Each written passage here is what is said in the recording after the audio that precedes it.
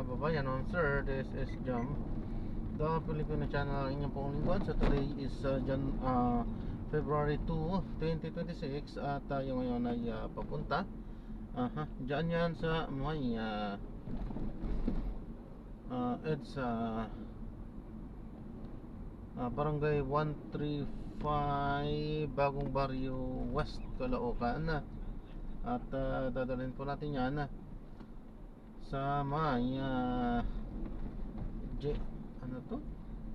Gymnastic Grill and Fitness Center sa may Pilar Street, Metro Manila. Ganda palagay eh. Okay po, so magbabalik po tayo mamaya unti pag nakuha na po natin sila. Disclaimer lamang po. Gymnastic Grill, anong barangay ito? Sa may G Del Pilar Street. Okay, Manila yan. At magbabalik po tayo mamaya unti pag nakuha na po natin sila. Disclaimer lamang po, ang content po natin ay kalsada at hindi ang passenger. Kaya nga naman, sakaliwan ko na may marinig kayo mga pangalan ng lugar, pangalan ng tao, pangalan ng organization, government o private man, ay wala pong kinalaman ang channel nito. At wala pong pinapatungkulan. Lahat po ng pinag-uusapan dito ay pawang dito lamang po yan sa loob. At wala pong pinapatungkulan sa labas. Okay po, magbabalik po tayo mamayang konti pag nakuha na po natin sila. Samantala, makinig tayo ng mga nagbabagong balita at balakayan habang tayo ay papunta doon sa ating pick-up area.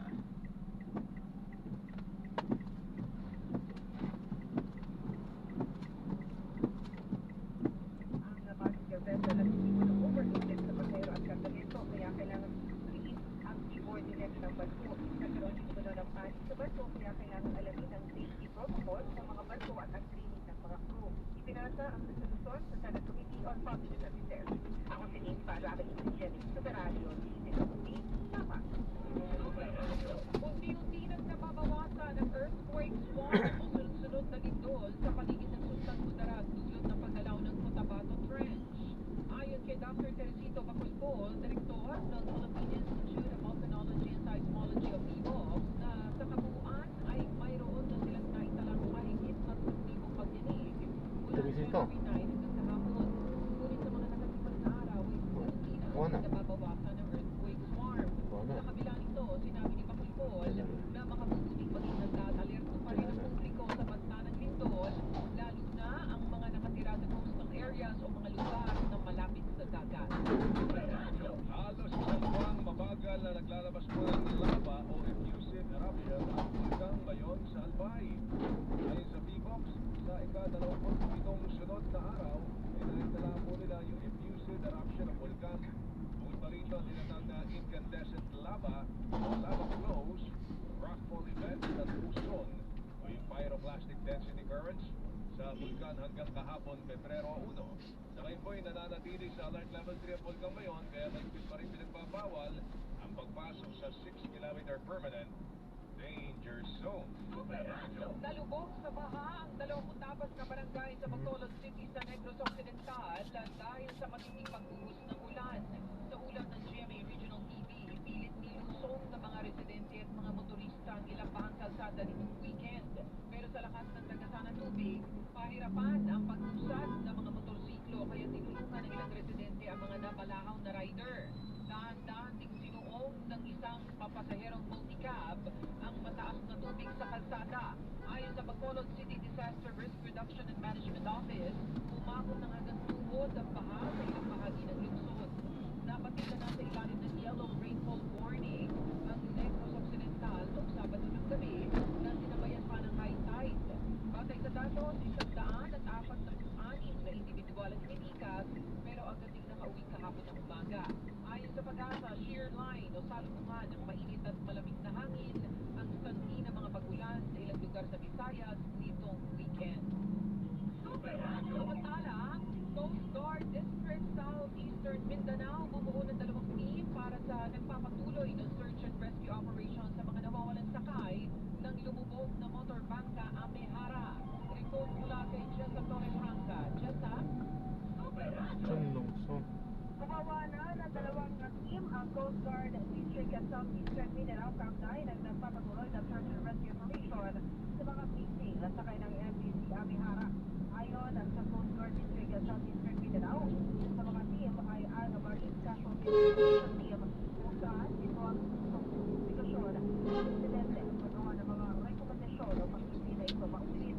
Habang isang team naman ay ang Incident Investigation Team na tututok sa Criminal and Administrative Liability ng Operator, Officer at crew ng motor bangka.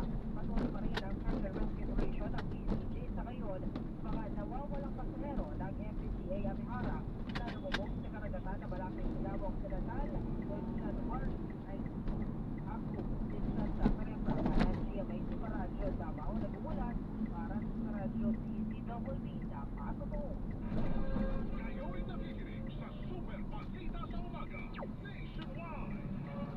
Iba na talaga panahon ngayon mga kapuso, ano? Matinding init na biglang may manakanag ang pagulan. Ay, lagot ng bata ka.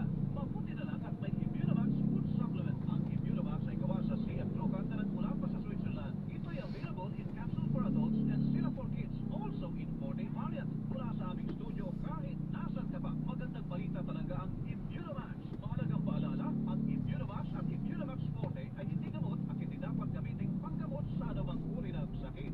Oras, alas 7:36. Radyo na ha. Babada ng fake news.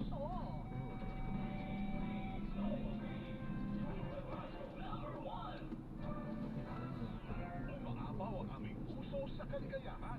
Mga pagkilalang tinanggap ng Super Radio DZWB mula sa hanay ng mga mag-aaral. Pagkilala mula sa Alta Media Icon Awards ng University of Perpetual Health System NASA, Las Piñas. Super Radio DZWB itinanghal bilang Best AM Radio Station. Miss Tony Aquino ng programang Suma sa Puso itinanghal bilang Best AM Radio Female Personality. At sa itinaos na ikalawang Malabon Ahon Awards 2025, Best Malabon Ahon Radio Promoter, Melo Del Prado. Best Malabon Ahon Field Reporter, Alan Gatus. At Best Malabon Ahon Public Service Feature, ang Alam Niyo Ba ni Paulo Vigiera.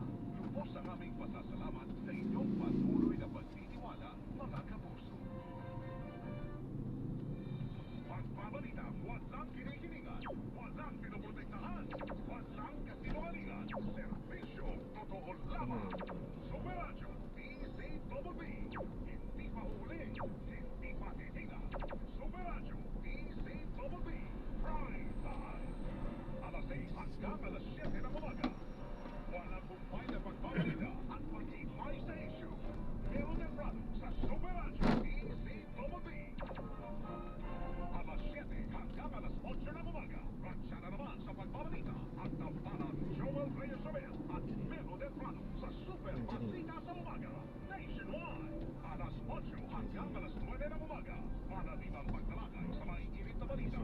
Hatid ni na Rowena Salvacion at Joel Reyes Sobel sa Saksi sa Double B. At alas 9 hanggang alas 10 ng umaga.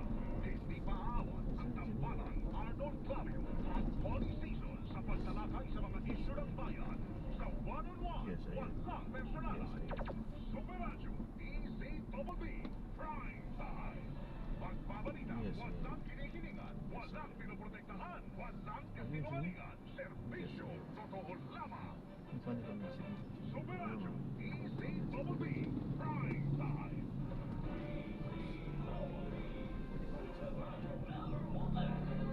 Super Balita sa Umaga, Nationwide. Malacanang kumbinsido na mas pipiliin ang Pangulong Bongbong Marcos sa magtrabaho kaysa bantayan at pagsisimula naman ng paggulo ng reklamong impeachment laban sa kanya. Sabi natin ang balita mula kay Tuesday New. Tuesday, pasok! Naniniwala ang Malacanang na mas pagtutulo ng pansin ni Pangulong Ferdinand Marcos Jr. ang pagtatrabaho kaysa bantayan o i-monitor ang pagsisimula ng impeachment proceedings laban sa kanya sa Kamara. Sinabi ni Panag's Press Officer at Presidential Communications Office Undersecretary Attorney Claire Castro na hindi sila nakikitang bibigyan ng panahon ni Pangulong Marcos Jr. ang magaganap na proceedings ngayong araw sa mababang kapulungan ng Kongreso. Ayon kay Castro, hindi naman nangangamba ang Pangulo dahil kung binisito ito na wala naman siyang nagawang impeachable offense. Dagdag pa ni Castro, base rin sa mga narinig niyang panayam sa legal luminaries, gayon din sa mga constitutional experts, sinabihan nila mga ito na mahina ang isinampang reklamo laban sa Pangulo dahil wala umano itong basihan. Naniniwala anya rin sila na hindi ganun kababaw ang mga mapabatas at kumpiyansa ang palasyo na mag-iisip ang mga ito para sa bayan. Pangunahin sa inaasahang tutok ngayon ng House Committee on Justice ay pag-isay na lamang ang dalawang impeachment complaints laban sa Pangulo bago tukuyin kung may sapat na itututor mga kasilapan. At yung presidential review ni GMA Superadyo, DPWP, dapat totoo. Maring pinabulaan na naman ng Department of Education na meron silang pinaiiral na patakaran na automatic promotion o yung matik na pag-angat sa susunod na baitang ng mga mag-aaral kahit hindi pa sila handa. Ayon kay Education Undersecretary Carmela Oracion, nakatutok sila sa paghahanda naman sa mga mag-aaral at pagpapabuti ng mainstream education. Anya sinusuri ng mga guro ang bawat estudyante bago makapasa sa susunod na baitang. Siguro po nagkaroon ng mga perception ng mass promotion sa ating field. Marami rin po dahilan dito. Halimbawa, siguro nangangailangan sila ng maraming approval ang ating mga guro upang mag-retain. Kaugnay po rin ng political dynasty. Meron kasing meron tinatawag ni na Thin Dynasty, payat na dinastiya. Tsaka yung mataba, yung Fat Dynasty. Pero sa kanilang mga binabalangkas ngayon, parang pinapayagan yata yung Fat Dynasty. Pwede kang mag-gobernador, pwede kang mag-senador, pwede kang basta hindi ka succession. Hindi sunod-sunod. Gagaya ng Thin Dynasty na tinatawag natin, yung succession, mga kapuso, yun daw po ang pagbabawal po nila. Pero across political positions, pwede kang mag-senador, pwede.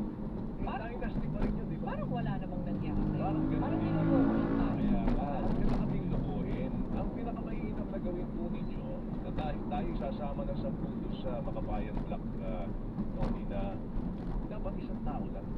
Isang tao member sa lang. pamilya. Sa isang pamilya. Oo, ang po pwedeng tumakbo. Up to, ano nga yung sinabi, up to 4th degree of consanguinity. Oo. Huwag na tayo magkakuhan. Kasama na yung illegitimate family. Yan, kasama na yan. So, Dapat ganun.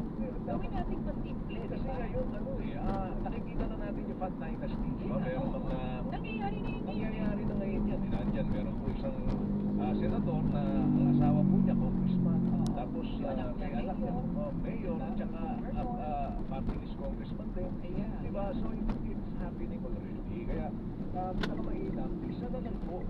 Kasi yun ang espiritu ng dynasty. Kung ito yung malaking hamon sa Kongreso, Oo. di ba? Kung ito ba ay makapapasa. Kasi dito natin malalaman yung, Kasi, yung may mga maitim na balak. tsaka, Diba? 惊吓了。 nakakaabuso yung mga taong gumagawa nito. Hindi ba? Ginagamit po kasi yan ng mga taong abusado sa BIR. Ang nakakatakot, yung mga taong may poder para gawin ang tax audit. May reforma, hindi salamat Weng, hindi ba? Dahil matagal na po yung hinihintay. Binuwag na raw mga kapuso yung tinatawag na VAT Audit Section at Audit Task Force. Kaya daw, yung gagawa nito ay yung tinatawag nilang audit at regional offices na lamang daw po ng BIR plus yung large taxpayers unit. Ito lang ang punto ko, Wen. Kung hindi po binago yung mga tao na gumagawa nito, bali wala ang reforma. Yun ba ang mga taong sinasabi ko mabuso dito noon, ay sila ba yan ba ng lifestyle check man lang? sila ba yan ba ng at least ito paano ba naimbestigahan ba? Yan. Lalo na, marami yung mga negosyante, maliit man na yan o malaki, yung mga nagreklamo, yung mga iba ko doon na takot. Kasi, Talagang takot. kaysa magreklamo kami, makikisabay na lang kami. Totoo yan. Takot. O sasabihin na hindi ka na kita imbestigahan, pero bayad ka ng ganito. Yan. O di tapos na blackmail ang usapan, sarado na ang libro. Diba? Pag hindi po ginawa ng reforma, kung nandyan lang ang reforma sa sistema, pero hindi nyo binago ang tao, hindi kayo nagbalasa ng tao, hindi kayo nag-file ng kaso, naglolokal lang tayo. Diba? Kaya alamin natin, ito ba ito ba ay favorable sa lahat, ha? Sa lahat ng mga nagdaang mga negosyante o kasalukuyan negosyante na hirap sa pagbayad. Yung iba ho doon, yung hindi na makatulog dala ho ng Oo. napakalaki ng ipinadaw sa kanila na kailangan nilang bayaran. Alam mo bang Ano sila kulong-kulungan mga dyan, Weng? Oo. Dyan sa tungkol sa lowa na yan, marami ang yumaman at naging milyonaryo sa BIR BIR Oo. dahil sa LOA na ito. Eh. At kung yung puntong mga ganong issue ay tinatalikuran o dahil bibigyan lang tayo ng bagong reforma, ayan yan, okay na yan. Hindi, baliwala din po ang reforma niyo kasi same old scholar ang nandyan at nakaupo, wala rin. Sila din ang magpapaikot kasi alam na nila yung sistema niya kung paano paikutan ang kanilang bagong patakaran, di ba? At pag sila ho na-issue ng LOA, tapos gusto nilang may request sila na pwede bang ganito, dahil ito naman kinikita ko. Oo, di ba? Babayaran Oo, ko. ugly ang tawag doon. O, eto na. Sino ang Kaugnay po lalapitan niyan. ng mga ito? Yan, sino ba? Eto mga kapuso, para kaugnay ng issue ito, bakit bang pag-usapan natin ito kahit pa sa ordinary mga men, bakit? Pag kulang sa kita ang gobyerno, saan tayo pupunta? Mangungutang tayo na mangungutang. Pag puro palpak ang ginagawa ng mga taga-BIR, kulang ang kita ng gobyerno, kulang ang pangpondo sa serbisyo. Hindi ba? O, nasa linya natin na isang taong nag-ingay sa Senado kaugnay po ng bagay na ito, si Senator Erwin Tulfo, mga kapuso. Magandang umaga, Senator. Good morning, Senator. Magandang umaga ang Double sa Saksido, double B. Good morning. Salamat sa Oo. oras. Senator, ito lang. Nakita niyo na yung inanunsyo ng BIR, Department of Finance. Nagkaroon na daw po ng reforma doon sa pag-i-issue ng LOA. Kayo po ba ay satisfied na doon sa reforma inilatag ng dalawang tanggapan ng gobyerno? Kaya nga, magpapatawag pa ng isang hearing si Senator Shin para ipaliwanag sa amin ng Bureau of Internal Revenue. Ano bang reforma yan? Yan ba full proof yan na wala ng corruption? Initially, ang nakausap ko si Commissioner Mendoza ng BIR, sabi niya, ang unang reforma na ginawa namin sir is once a year na lamang po ang audit. Hindi na po kagaya dati na 3-4, iba yung audit para sa ban, iba yung audit sa withholding tax, iba yung sa ang dami, minsan 4 na audit sa isang taon. At ngayon daw ay dahil nga may mga audit na 2018 pa, audit ka pa rin, 2017, sabi niya medyo papaguhin na ho natin yan, isa pa po yan na kung anong year, kung narin ngayon ka in-audit, for this year, federal audit, 2024, 23, 22, 21. Pangatlo daw ay isang agency na lang, hindi na yung RTO magbibigay ng NOAA, regional director, kasi nagkakaproblema tayo dyan na yung RTO magbibigay ng audit para siniscribe ng withholding. Yung regional director, ibang audit na naman. Pagkatapos yung may audit din para sa mga income tax. So, marami, napakadami sa isang taon, 3-4 na beses. Ngayon, ang gagawin na nila, isang agency na lang, isang department ng BIR, sa national office, ang pag-o-audit kung talagang may kulang o mali ang iyong bayan. Which is tama dahil sa ibang bansa, ano na ginagawa, isang department na doon sa Internal Revenue Service nila ang nag-o-audit, hindi yung sino-sino. So yun daw ang papakinggan natin sa next week or this week, I think, yung hearing ulit. Base po doon sa naging paliwanag ng DOF at ng BIR, dalawa yung binuwag nila na tanggapan na nagsasagawa ng audit. Yung VAT audit section at saka yung audit task forces. So, nilimitahan daw po sa regional office.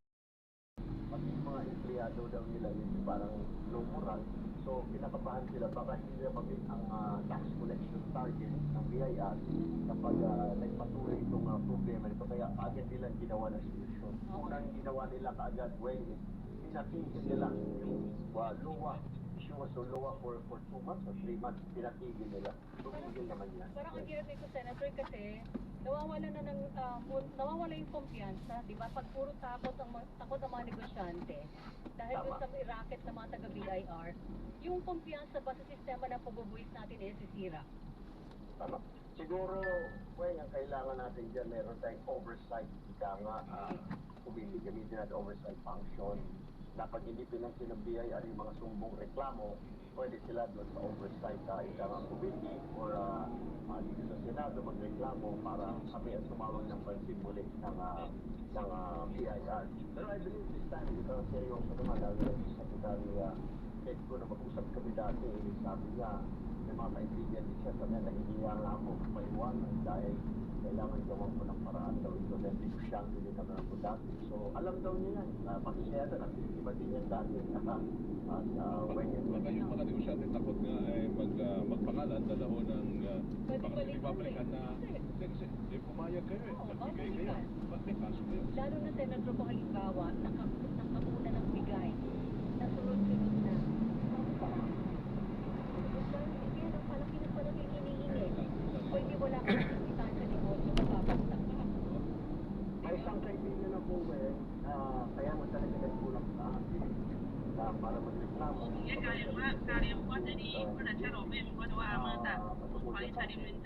Pinoted siya last year, 2025, bago yan, 2025. Yung audit niya, 2024. After 3 months, inodit siya 2023. And then the last 4 times siya inodit last year na umabot hanggang 2020. Oo, nasa batas yun na hanggang 5 years. Pero bakit hindi isahan na lang? Bakit pabalik-balik? Yung sinasabi niya, balik na naman. Hindi, kulang ka pala ng 23, kulang pala ng 22. Kaya, nailaran siguro ng isang branch or isang department sa BIR na sisilit yan. Oh, ikaw, business ABC ha, 3 years ka, kulang ang bayad mo, kailangan bayaran mo ito. Hindi. Sinodit siya ng RTO for 2024. Dumating daw yung sabat 2023, dumating yung sa regional director 2022. Ang dami ng audit. Bakit hindi isahan na lang? Ika nga sa system nila, makikita naman. O ABC Corporation, kulang ang mga taxes na binayad mo simula 2024 hanggang 2021. Bakit buwan-buwan ang hanggang ka na NOAA? Hindi nang iyan, iba-ibang department pa. So, halos lahat yung mayaman. Sila Ako naman, sinasabi Senator, ng mga negosyante. last So, question sana lang kung pwede ba? Last question na lang, Senator. Kailangan ba ng regular na balasahan sa BIR? Kasi parang sobrang tagal na ng mga regional officers dyan. Oo, At tsaka- ang officials, parang alam na nila yung likaw ng bituka ng sistema eh, di ba? Sobrang familiar na doon sa kanilang ground na ginagalawan.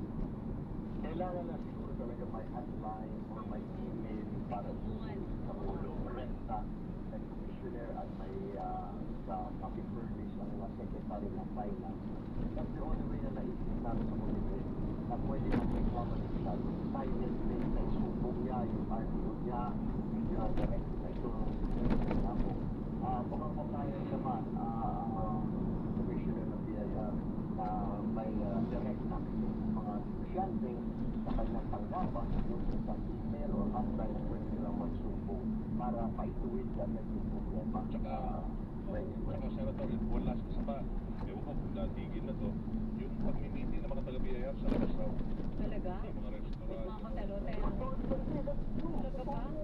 Tatawagin nila, wala rin ito mo, Salvation Corporation. Wow. Yung pwede ba mag-meet tayo sa ganitong hotel o restaurant, mag-usapan natin.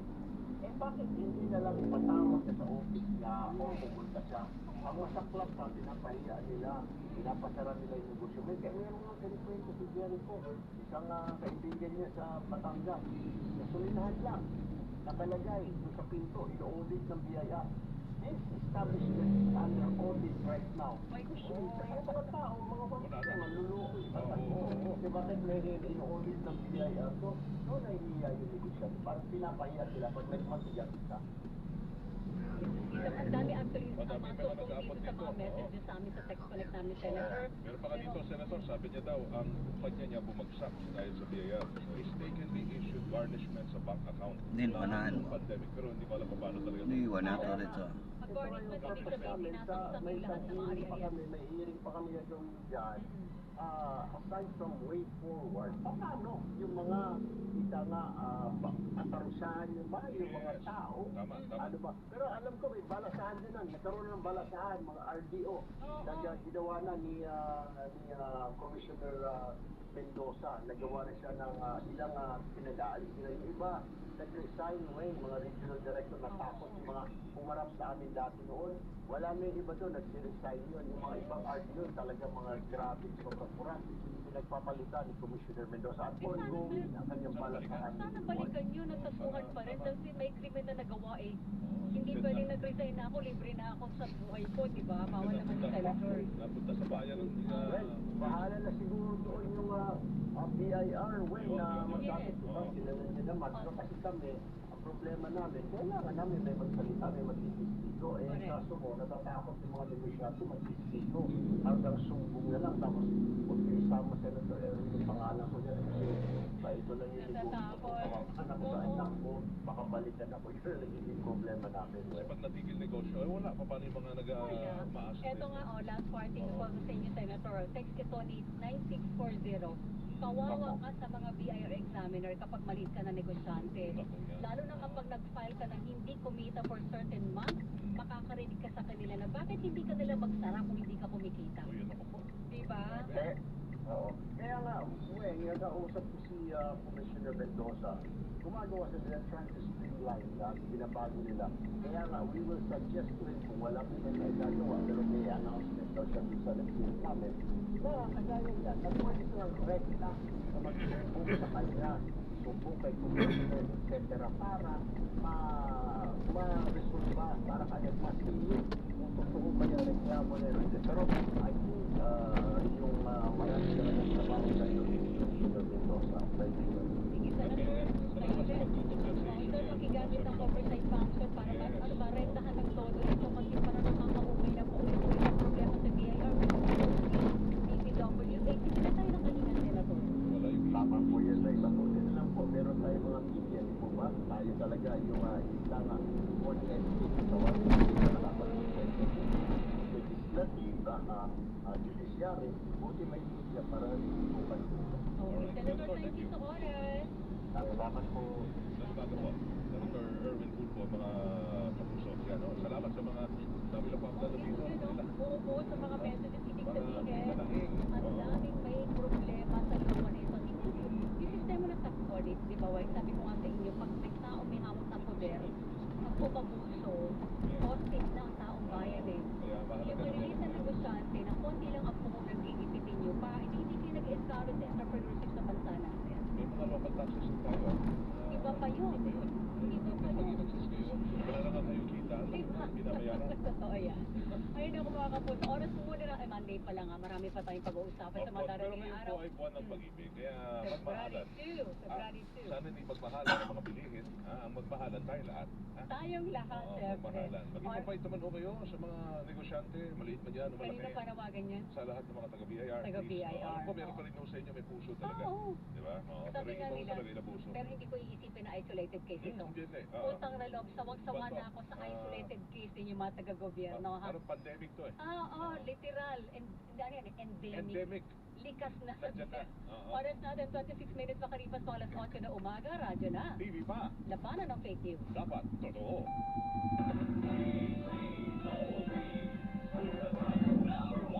Bagong taon na naman mga kapuso at sigurado akong marami sa atin ang may New Year's resolution na magpapaka-healthy na sila. Aba, sa panahon ngayon, dapat talagang magpanakas tayo ng katawan at umiwas sa sakit para may panlaban tayo sa mga hamon sa buhay. Kaya paalala ng Unilab na ating pinagkakatiwala ang kapartner sa kalusugan, maging maingat tayo. Pumili ng gamot at vitamins sa talagang pinag-aralan ng mga eksperto at dumaan sa maraming pagsusuri para siguradong safe at effective. Dapat ay world class pero presyong abot kaya pa rin. Yan ang tanda ng Unilab Quality. Tandaan, pagdating sa gamot, hindi lang presyo ang batayan. Piliin yung dekalidad. Dapat Unilab Quality. Airport na kami, saan ka na? 10 a.m. na. Ha? Di ba mamaya kami pa flight natin? Ay, malabo. Tingin ko sa ticket PM pa flight natin eh. Para malinaw. Authorized check for state-of-the-art facilities and expert eye care, affordable eyewear. Go to EO Executive Optical. EO, love your eyes. For expert eye care, come to EO Executive Optical with over 300 stores nationwide. EO Executive Optical. Ngayon ay araw na Lunes, ikadalawa sa buwan ng Pebrero taong 2026. Narito mga kapuso mga balitang hindi pa huhuli, hindi pa titinag. Ako po ang inyong kapuso, Rowena Salvacion. Mga balitang siksik sa informasyon, sa kanan po ni Joe Reyes-Abel. Ako naman, ang inyong kapuso, Weng de la Peña. Samahan niyo po kami dito sa Double B. Bagong-bagong balita. Panibago impeachment complaint laban kay Vice President Sara Duterte nakatagtag isang pa sa Kamara ngayong araw. Iniihain ito ng mga miyembro ng Makabayan Coalition at mga kaalyado nito.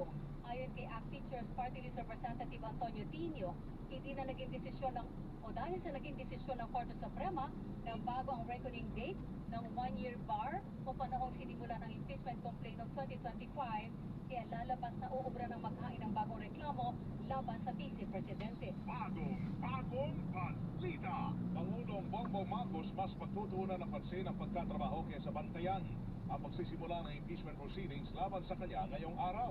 Ayon kay Palace Press Officer Undersecretary Claire Castro, hindi naman nangangamba ang Pangulo dahil kumbinsido ito na wala naman siyang nagawang impeachable offense. Dagdag pa ni Castro, base rin sa mga narinig niyang panayam sa legal luminaries, kaya din sa mga constitutional expert, sinabi niya ng mga ito na mahina ang isinampang reklamo laban sa Pangulo dahil wala umano itong basehan. Bagong balita. Desisyon ng Korte Suprema sa pagbabago sa proseso ng second mode ng impeachment process, maling-mali yan ayon sa constitutional law expert na si Atty. Domingo Cayosa. Anya, malinaw sa saligang batas na dapat agad umusad ang paglilitis kapag nakuha ang 1/3 ng lagda ng mga kongresista sa isinusulong na impeachment sa sinumang mataas na opisyal ng gobyerno. Pero sa naging desisyon anya ng Korte Suprema, kailangan mo na itong idaan sa House Committee on Justice na wala na raw pong pinagkaiba sa ibang mode ng impeachment process. Bagong balita. Mga tsuper ng jeep nangangamba na wala na silang mauuwi sa kanilang pamilya dahil sa inaasahang panibagong dagdag presyo sa mga produktong petrolyo bukas. Ayon sa ilang tsuper sa Maynila, halos napupunta na lamang sa diesel at sa boundary ang kanilang kinikita sa pamamasada. Dahil dito, kailangan umano nilang mas pumayod pa para may makain ang kanilang pamilya. Bagong balita. Paghahanda naman para sa ilalagay na turn-back steel box girder ng MRT-7 project sa bahagi po ng North Avenue, sinimula na yan kagabi. Ditong magdamag, inihanda na po ang mga gagamitin sa pagtatayo ng tower support sa pagpapatungan ng turn-back steel box girder. Yan po ang magsisilbing U-turn slot o yung iikutan ng mga tren ng MRT-7 upang makabalik sa kanilang biyahe. Dahil sa paglalagay ng turn-back steel box girder, isinara ang bahagi ng North Avenue hanggang EDSA nitong magdamag na maulit na po yan sa mga susunod na araw. Bagong balita. Paglubog ng MV Tricia Kirsten 3 sa Basilan na ikinasawi ng 40 pasahero at crew. Pinaimbestigahan sa Senado sa Resolution number 266 ni Senator Robin Padilla. Tinukoy na layunin ng investigasyon na palakasin ang mga batas ukol sa maritime safety upang maprotektahan ang mga pasahero, maiwasan na maulit ang trahedya at matiyak ang pagpapanagot sa responsable sa sakuna. Isinad na kailangan itong pag-uunan dahil maraming umasa sa maritime transport, lalo na sa Mindanao, partikular sa Basilan at sa Sulu. Bagong balita. Narito naman po ang report ng ating kapusong reporter. Ngayon natin si Manny Vargas ng Philippine Coast Guard na naipag-ugnayan na sa mga PDRRMO para mapagtugma ang manifesto ng MV Tricia Kirsten 3 sa pahayag ng mga kaanak ng mga pasahero. Manny Vargas, Manny, pasok! Kinuha na nga ng Philippine Coast Guard ang tulong ng mga lokal na otoridad sa pagkukumpleto ng bilang ng mga pasahero MV Tricia Kirsten 3. Ito ayon kay Coast Guard spokesperson Captain Noymi Quezon ay para nga mapagkita ang lumalabas ngayon na magkakaibang datos. Ito ay dahil na rin sa lagpas na sa authorized capacity ng barko na hanggang 352 lamang ang pinagsamang bisang ng mga nakaligtas na 316 at nakakumpirmadong nasawi na 40. Hindi pa rin naman ayam ng Philippine National Operation na pagpapakasakali may iba pang sakay ang lumubog na roro. Sinabi ni Jeff na nakikipag-ugnayan din sila sa mga barangay dahil ilan sa mga na-recover na lagi ay nasa mga baybayong dagat. Sa ngayon aya, tuloy-tuloy naman ang institusyon nila sa insidente. Ako si Manny Vargas ng GMA Super Radio DWP. Dapat po. Samantala ang Japan International Cooperation Agency at International Organization for Migration Philippines nagsanib puwersa na raw po para mapalakas ang serbisyong pangkalusugan dyan sa Basilan, Sulu at Tawi-Tawi. Detalye mula kay Mau de la Cruz, Mau. Japan International Cooperation Agency of China at ang International Organization for Migration matapos ng Direct Grant Agreement para sa proyekto na pagpapabuti ng serbisyong pangkalusugan sa Basilan, Sulu at Tawi-Tawi. Karoon na tatlong taon dahil ang proyekto na tulungan sa mga ina, sanggol at bata sa pamamagitan ng pagbawas na pasilidad, paghanda na health orders at mas may kaalaman na komunidad. Ang proyekto na Richa Pasunta ay nakaangkla sa University Universal Healthcare Program na pamahalaan at sa mga plano ng Pangkamoro Government. Sinasaalang-alang din ito ang natatang sitwasyon sa Basulta at bilang madalas sa paglipat ng mga tao na naka-apekto sa servisyo pagkalusugan. Isasabay ito sa Inawata to Barn Project upang higit magmamabuti ang servisyo pagkalusugan sa reyon, lalo na para sa mga vulnerable community o pamayan na mas madaling na maapektuhan. Ang Inawata to Program o project ay isang proyekto ng GICA na lahat malakasin na health system at mga primary health facilities sa Barn. Ang inyong kapusong Bao de la Cruz, Yamis Project CWD, dapat ito. Bagong balita. At yan mga kapuso, ang Double B bagong-bagong balita. Abangan po ang dagdag pang mga detalye at follow-up sa iba pang programa ng Super Radio DC Double B. Ako po ang inyong kapuso, Rowena Salvacion. At sa ngalan naman ni Joe Reyesabel, ako naman ang inyong kapuso, Weng de la Peña. Maraming salamat. Magandang umaga. Inyong napakinggan ang Double B bagong balita. Walang kinikilingan, walang pinoprotektahan. Serbisyo totoo lamang.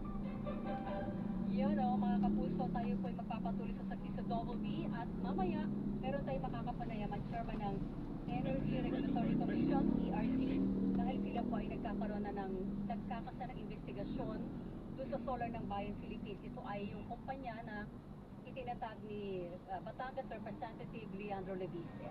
At sinasabi nila may mga violations. Ngayon, alamin natin ano yung violations na yon. Pero offhand, dati pa sinasabi na ni Congressman Leviste, lahat ng kanyang mga kumpanya ay above board. Ibig sabihin lahat ng transaksyon nito ay naaayon sa regulasyon at sa batas, wala sa nilalabag na anumang panuntunan. At sinasabi niya noon pa rin, di ba, yung sa issue ng bentahan ng kanyang kumpanya sa isang solar company, ay hindi daw po ito yung binenta niya na may prangkisa. Kaya hindi niya kailangan bumalik sa Kongreso para humingi ng approval para sa pagbibenta nito. Yeah. So mamaya po yung mga kapuso, abangan niyo dito sa Sakit sa Double B. Oras natin, 36 minutes makalipas alas 8 na umaga. Radyo na. TV pa. Labanan ng fake news. Dapat. Totoo.